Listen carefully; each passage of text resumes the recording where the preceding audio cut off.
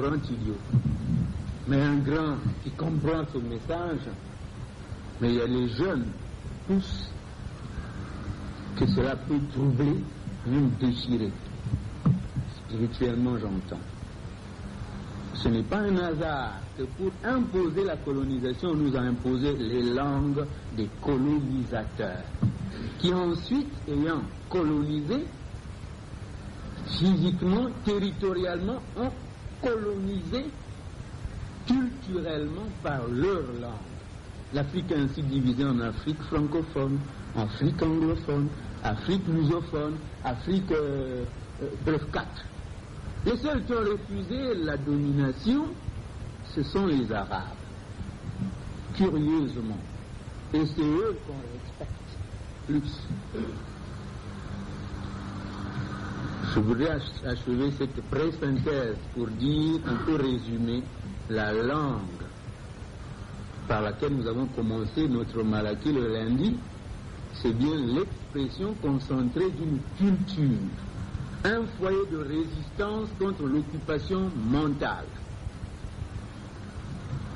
un instrument, disons une arme ou une bombe pour lutter contre et pourquoi notre conférence ce soir a pris les allures d'un culte de désintoxication. Je crois que les thérapeutes dans la salle sont d'accord avec moi. Ça, pour moi, j'ai senti que c'est comme un culte de désintoxication pour nous réapproprier notre âme et notre fierté.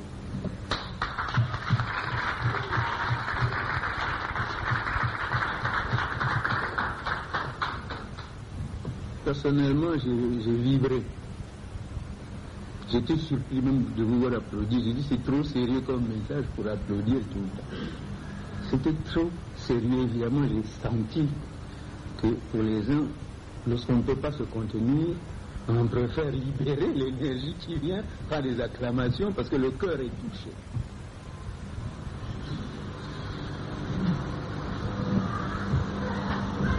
Comme je ne suis pas le sage et le délivreur du message, je ne suis que le modérateur, j'ai personnellement deux constats.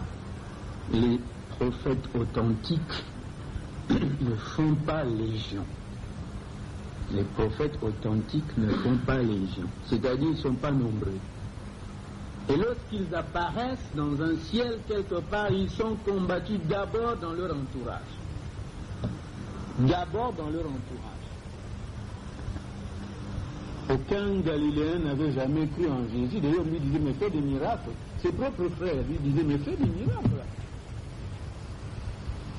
Il se peut que ce message nous soit adressé, mais il se peut qu'il nous dépasse. Personnellement, j'aurais suggéré ou souhaité que ce message un jour fusse donné devant des chefs d'État. Parce que la puissance de la transformation, si quelqu'un qui a de l'autorité s'en empare, n'est-ce pas, ça peut créer un vaste mouvement. Mais il faut que le prophète, évidemment, soit au-dessus des chefs d'État, puisque c'est le représentant de Dieu. Bon, si je conclue là, c'est pour moi que je conclue. Parce que si j'avais été dans la salle avec vous, je ne posais pas de questions. Je dis j'ai eu des bénédictions. Parce que pour moi, ce message-là, je trouve que c'est des bénédictions. Et je m'en serais allé. Mais comme on est dans le nouveau style, avec les habits importés, eh bien, conférence, questions, réponses, débat. Ça, c'est le nouveau style qu'on nous a apporté. Alors, les débats sont ouverts. Je me suis permis de synthétiser parce que je pensais que pour certains... Je remercie Monsieur le Président, du Président. Je n'ai pas une question à poser, mais au contraire, j'aurais voulu très respectueusement inviter le conférencier à mieux élucider le terme Congo d'Antotera, parce qu'en français, vous avez traduit le Congo d'Antotera comme si c'était un royaume. Parce que, à ce que je sache, je ne suis pas très d'accord qu'on traduise le Congo d'Antioquia par un royaume parce que ça porte souvent confusion. Et c'est ça qui fait que nos historiens qui essaient de réadapter l'histoire de notre pays se trompent parce que jusqu'à présent, officiellement, on accorde la place au royaume, par exemple, d'Anjiko, de Bateke, royaume Maluango, tel que vous l'avez dénoncé. Alors, pour qu'il n'y ait plus confusion entre un royaume et Congo d'Antioquia, est-ce que vous pouvez bien m'élucider ce terme-là, Congo d'Antioquia? Parce que, en le traduisant, ça ne donne pas un royaume. Je vous en prie.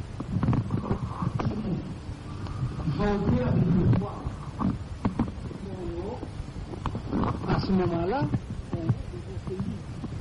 donc le pays des lois. Vous voyez la traduction littérale, vous voyez la traduction française avec le Congo, il y a toujours des nuages qui tombent. Même Totil avait dit roi. Et Congo, à ce moment-là, devient le pays. Donc le pays des rois.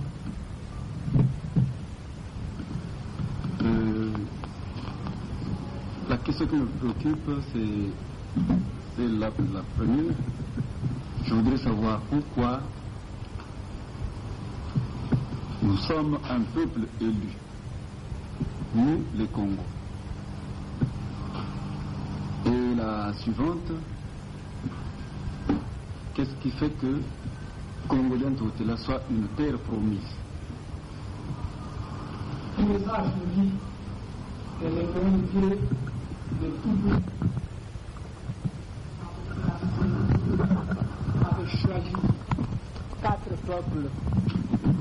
Ces 4 peuples sont les porte-flambeaux de la lumière qui doivent apporter leur contribution à l'évolution de l'humanité. L'Israël pour apporter la lumière à l'Europe, le Japon pour apporter la lumière en Asie, et le Congo pour apporter la lumière en Afrique et au monde. Et la Peau-Rouge, eux, doivent œuvrer pour les États-Unis d'Amérique avant l'infiltration des Européens qui ont... Vous voyez, vous connaissez l'histoire. Donc ainsi le peuple Congo est le porte-flambeau de la lumière pour la race noire. C'est le choix du ciel, ça ne devient pas de nous, c'est la volonté du ciel. Une terre promise. Je l'avais développé dans mon exposé. Quand il y a eu déclin de la civilisation égyptienne, le peuple Congo était déjà choisi pour apporter un message à l'humanité. Mais après le déclin de la civilisation égyptienne, même moi, je dois enlever ces gens ici, poto-poto, de la saleté, et ramener ce peuple vers l'Afrique pour garder ce qu'ils doivent donner au monde. C'est ainsi qu'ils nous enlèvent là et ils nous apportent dans une terre que nous appelons la terre promise. Nous allions prendre quelques passages, et malheureusement le livre n'est pas là, mais je dirais ceci.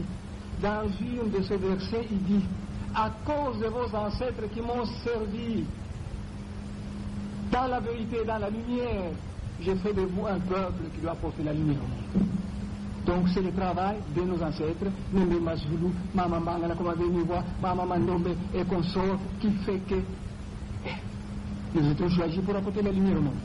Et entre autres, je l'avais dit que l'ancêtre de la souche de Nézarapandou est venu de la planète Kakongo. C'est pour apporter quelque chose ici. Ici, nous avons rencontré les enfants de la terre, Banabantoto. Il a fallu un apport extérieur pour apporter une nouvelle semence à ces hommes que nous avons connus ici, les enfants de la terre. Banabantoto. Et je dis dans mon exposé que l'OIA Congo, dans un prochain avenir, il donnera l'éclaircissement, la clarté à ces dossiers. Donc nous sommes venus apporter quelque chose. Il fallait que cette semence d'État Congo vienne sur la planète Terre, se mélange avec les enfants de la Terre, Banabantoto, pour donner naissance à une autre race. Ainsi, si vous voulez avoir un chien un peu spécial, prenez la chienne avec un certain calibre et prenez le chien d'un autre calibre, vous les mélangez, ça donne une race peut-être la mieux perfection. Il a fini par le dire, c'est ça.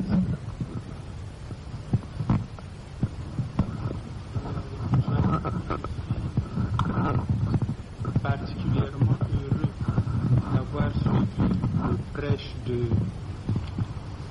mon aîné qui est au Présidium, j'ai souvent été en contact avec la littérature de Boundoudja Congo, mais lorsqu'on est en contact avec le message verbal lui-même, je crois que cela est beaucoup plus profond et vous pénètre davantage.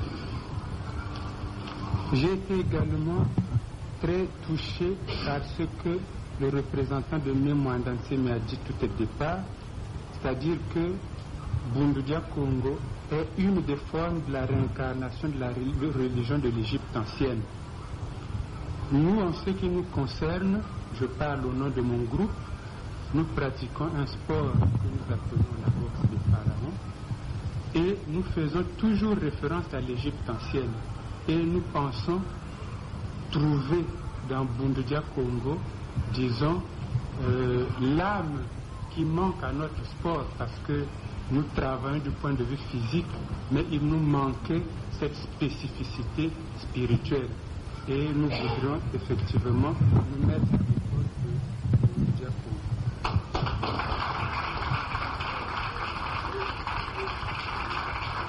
Un grand idiot, mais un grand qui comprend ce message, mais il y a les jeunes, tous, que cela peut troubler, même déchirer. Spirituellement, j'entends. Ce n'est pas un hasard que pour imposer la colonisation, on nous a imposé les langues des colonisateurs, qui ensuite, ayant colonisé, physiquement, territorialement, ont colonisé culturellement par leur langue. L'Afrique est ainsi divisée en Afrique francophone, Afrique anglophone, Afrique lusophone, Afrique, bref, 4. Les seuls qui ont refusé la domination, ce sont les Arabes, curieusement. Et c'est eux qu'on respecte plus. Je voudrais achever cette pré-synthèse pour dire, un peu résumer, la langue par laquelle nous avons commencé notre Malaki le lundi, c'est bien l'expression concentrée d'une culture, un foyer de résistance contre l'occupation mentale, un instrument, disons une arme ou une bombe pour lutter contre et pourquoi notre conférence ce soir a pris les allures d'un culte de désintoxication